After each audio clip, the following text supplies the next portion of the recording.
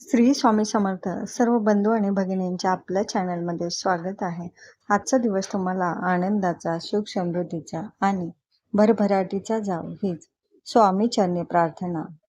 11 तारखेला अमावास्येला रात्री 1:53 सुरुवात होणार आहे, तर बुधवारी 12 तारखेला रात्री 11:06 अमावास्या असणार आहे. तर उदय तिथीनुसार अमावास्या ही 12 तारखेला म्हणजे बुधवारी ग्राह्य धरली जाणार आहे. तर या अमावास्येला गतहारी अमावास्या असं म्हटलं जातं.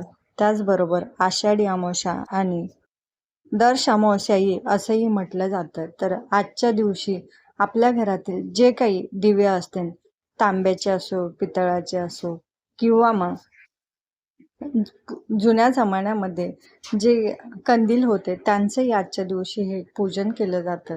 तर सगळ्यात पहिलं अमावास्या ही पितरांना समर्पित आहे आणि देवांच्याही अगोदर स्थान ते आपल्या पितरांना आहे. जोपर्यंत पित्र हे तृप्त होत नाही तोपर्यंत देवही आपलं काहीच व्यवस्थित करत नाही. म्हणून पहिलं पितरांना आजच्या दिवशी महत्त्व दिलं जातं. तर आजच्या दिवशी सकाळी नित्यकर्म झाल्याच्या नंतर आपण देवपूजा करतो. तर देवपूजा करायच्याही अगोदर आपल्याला आपल्या पितरांचं स्मरण करायचं आहे. तर आजच्या दिवशी दक्षिणेकडे तोंड करून एक अगरबत्ती लावायचं, बसायला आसन घ्यायचं आणि त्या ठिकाणी बसल्याच्या नंतर पितृस्तोत्राचं पठण करायचं आणि ती अगरबत्ती त्यानंतर बाहेर एखाद्या झाडाला लावून द्यायची आणि त्यानंतर बाथरूममध्ये जाऊन हातपाय धुवायचे, गुळणा करायचा आणि त्यानंतर मग आपल्याला देवपूजा करायची आहे.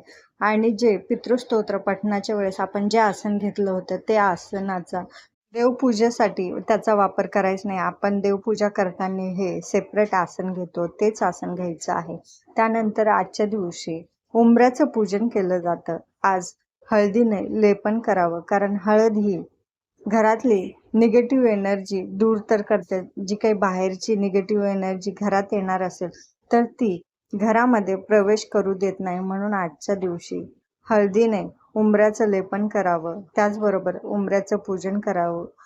त्याच नंतर आजच्या दिवशी दिव्यांचं हे पूजन केलं जातं. घरातील जे काही तांब्याचे, पितळाचे किंवा कंदील, लॅम्प जे काही असतील त्यांचं आज स्वच्छ धुवून, घासून, पुसून त्यांना एका पाटावरती आसन टाकून, आसन म्हणजेच एक वस्त्र टाकून त्याच्यावरती थोड्याशा अक्षदा, हळद, कुंकू अर्पण करून जेवढा काही समया, कंदील असतील ते त्या पाटावरती ठेवावे. त्यांना हळद, कुंकू, अक्षदा, फुलं अर्पण करावी आणि एक तुपाचा आणि एक तेलाचा हा दिवा प्रज्वलित करावा. कारण आपल्याला प्रत्येकाची पद्धत ही वेगवेगळी असते की समया सगळ्या पेटवायच्या की नाही, परंतु समया शक्यतो ह्या सगळ्याच प्रज्वलित कराव्या.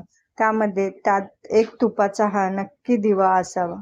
त्याचबरोबर आजच्या दिवशी कणकेचे दिवे हे साधारण 5 बनवले जातात आणि ते त्या कणकेमध्ये मीठ टाकले जात नाही. दिवे बनवायच्या नंतर ते बॉईल करायचे आणि त्यानंतर मग त्या 5 दिव्यांनी आपल्या घरातील वंशाचे दिवे, जसं म्हटलं जातं तसे आपला घराचा वंशाचा दिवा मुलगाही आहे आणि मुलगीही आहे. त्यामुळे दोघांचंही आजच्या दिवशी त्या कणकेच्या दिव्यांनी औक्षण करावं. त्याचबरोबर जी अमावास्येला आपण एक सेवा करतो कर्पूर होमची, मागे मी ही सेवा केली होती. साधारण 1 महिना ही सेवा चालते. म्हणजे एका नारळावरती 7 कापराच्या वड्या एक वेळ ठेवून त्याची कर्पूर होमची सेवा आहे. तर तुम्हाला तो व्हिडिओ बघायचा असेल ते तुम्ही आपल्या चॅनलवरती अपलोड केलेला आहे, तो तुम्ही बघू शकता. याने काय होतं की आपल्या घरात भांडण, तंटा, कटकटी या गोष्टी बिलकुल होत नाही. खूप प्रभावी सेवा आहे ही. अमावस्या तर पुढच्या महिन्याच्या अमावस्यापर्यंत आपल्याला 1 महिन्याची सेवा करायची असते. ही सेवा तुम्ही करू शकता जर ज्यांनी मागच्या महिन्यात केली नसेल त्यांनी. असं आपलं कणकेच्या दिव्यांचं झालं. त्याचबरोबर दिव्यांचंही झालेलं आहे आणि मुलांचं औक्षण कसं करायचं तेही झालेलं आहे. आता सगळ्यात महत्त्वाची गोष्ट ती म्हणजे लक्ष्मी प्राप्तीची सेवा. कारण अमावस्येच्या दिवशी बघितलं तर दिवाळीची लक्ष्मी पूजन येतं ते सुद्धा अमावस्येलाच येतं. अमावस्या म्हणजेच माता लक्ष्मीची सेवा केली जाते. ते या दिवशी कुंकुमार्चनही केलं जातं. मग तुम्ही कुलदेवतेच्या टाकावर करा, माता लक्ष्मीच्या टाक्यावर करा किंवा मूर्तीवर करा किंवा तुम्ही श्रीयंत्रावर केलं तरीही चालतं. तर याच्यामध्ये तुम्ही श्रीसूक्ताचं पठण करावं. तर श्रीसूक्त 16 वेळेस घ्यायचं, फलश्रुती एकदाच घ्यायची किंवा ज्यांना कोणाला मग संस्कृत येत नसेल तर मराठीत जे सरसकट दिलेलं आहे त्याचंही तुम्ही पठण करू शकता किंवा सगळ्यात साधा सोपा मंत्र ओम ऐं ब्रीं क्लीं चामुंडाई विचे याचाही तुम्ही मंत्राचं पठण करून कुंकुमार्चन केलं तरीही चालतं. तर कुंकू हे उजव्या हाताच्या 2 बोटांनी आपल्याला कुंकुमार्चन देवीच्या डोक्यापासून ते तळपायापर्यंत आपल्याला कुंकुमार्चन करायचं आहे. परंतु हे लक्षात ठेवायचं की ते कुंकू इतर पूजेला वापरायचं नाही. मग ते डब्यात भरून ठेवायचं आणि आपल्या डोक्याला कपाळाला ते रोज लावायचं. इतर वेळेस ते देवपूजेमध्ये त्या कुंकवाचा हा नंतर वापर केला जात नाही.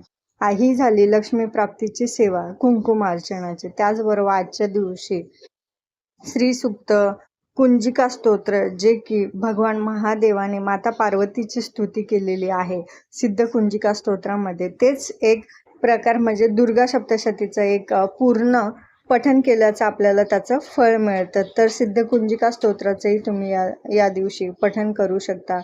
माता लक्ष्मीची सेवा केव्हा केली जाते? त्याचबरोबर भगवान विष्णूची सेवा केली जाते. तर विष्णू सहस्रनामाचं पठण आजच्या दिवशी करावं. ही झाली महालक्ष्मीची सेवा. आता अमावस्येच्या दिवशी शक्यतो इतर व्यक्तींनी आपल्याला जर काही खायला दिलं तर शक्यतो अमावस्येच्या दिवशी आपण खाऊ नये. कारण काय होतं की आपण जेवढी काही सेवा करतो आणि दुसऱ्यांनी आपल्याला काही खायला दिलं तर त्या पूर्ण फळ हे त्या समोरच्या व्यक्तीला जातं. म्हणून शक्यतो अमावस्येला दुसऱ्यांच्या घरचं काहीही खाऊ नये. ज्याचं फळ आपल्याला पाहिजे आपण केलेल्या पूजेचं, तर एवढा एक नियम हा नक्कीच पाळला पाहिजे. त्याचबरोबर आपण ज्या रस्त्याने नेहमी येतो जातो त्या ठिकाणी म्हसोबा असतो. तर म्हसोबाला आजच्या दिवशी महिनाभरात ज्यांना कुणा नारळ फोडता आलं नाही तर कमीत कमी या आषाढी अमावस्येला, दीप अमावस्येला म्हसोबाला एक नारळ फोडावं. आणि नारळ हे शक्यतो पुरुषांनी फोडलं जातं, म्हणून मग घरातील कर्त्या पुरुषाने फोडावं किंवा मग घरातील कर्ते पुरुष जर बाहेर गेले असेल तर अशा वेळेस मग दुसऱ्या कोणत्या एखाद्या मुलाकडून किंवा आपल्या घरातील एखाद्या मुलालाही हे नारळ फोडून त्याचा घरातील व्यक्तींनी त्याचा प्रसाद घ्यावा. तर हे शक्यतो जरूर करावं. कारण काय होतं की आपल्याला वर्षभर ज्या रस्त्याने यायचं जायचं असतं त्या रस्त्याचा रखवालदार हा म्हसोबा असतो आणि तो आपलं रक्षण करत असतो. प्रत्येक वेळेस आपण जाता येता त्याचं कुठे ना कुठेतरी स्मरण होतं आणि त्याचंही आपल्याकडे लक्ष असतं. म्हणून म्हसोबा रायांचं नक्की आठवण करून आजच्या दिवशी नारळ फोडावं. भले मग तो गावचा असला तरीही त्याचं स्मरण इथे करून आपण या ठिकाणी नारळ हे फोडू शकतो. तर एवढ्या सेवा आपल्याला जरूर कराव्या. तर याचे खूप फायदेही आहेत. आजचा व्हिडिओ जर तुम्हाला आवडला असेल तर नक्की लाईक, शेअर आणि सबस्क्राईब करा. धन्यवाद. श्री स्वामी समर्थ.